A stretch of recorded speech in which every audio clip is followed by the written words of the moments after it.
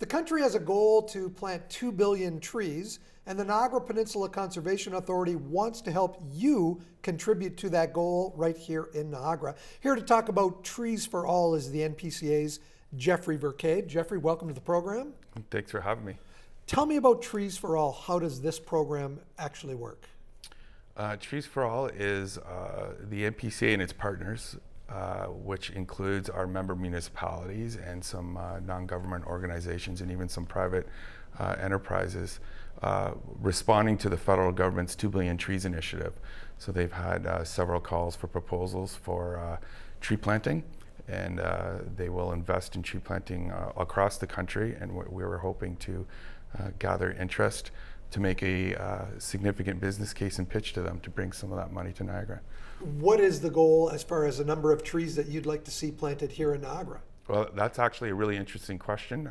We have goals to restore up to about 600 hectares in Niagara. We don't have, off the top of my head, a specific goal, and that's kind of why we're asking for registrants' interest too, right? We want to see where the interest lies and shape programming towards that.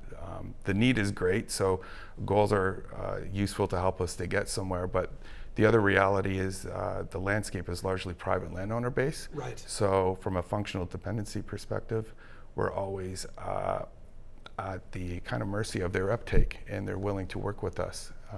So with this program, that's what you want to do, is you want to work with some of these private landowners to incentivize them planting trees? Incentivize and perhaps make the cost to bring trees to them as minimal as possible, and ideally an exchange of land for the trees and the planting services. So we work with private landowners a lot on a whole host of restoration matters, including tree planting.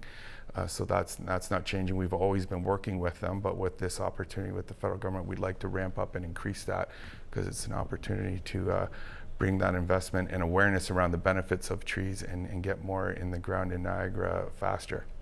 You've been working with the NPCA for about 20 years.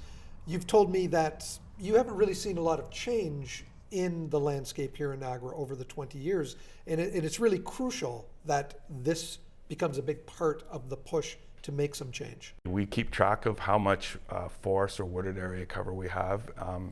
We'll be publishing what's called a watershed report card shortly, which will give some updates on that stuff, but it's not changing a lot. In fact, we know we're continuing to experience losses in some cases. You know, we are degraded. So some of the conservation literature that suggests and recommends what you should have on a certain landscape, we're far away from it.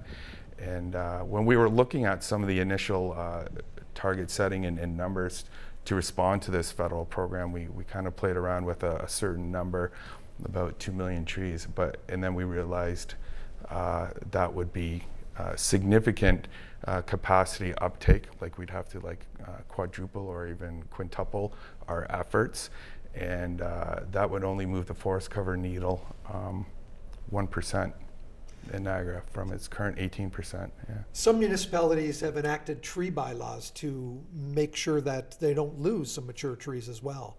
That stuff helps as well because that's a different kind of a metric that we keep track of. It's a tree canopy, and that also is the value of the trees in those settings are valuable as well too, to whether it's sequester carbon or provide habitat and linkages in urban areas. It complements what we have out in the rural landscape as forest or woodlot cover.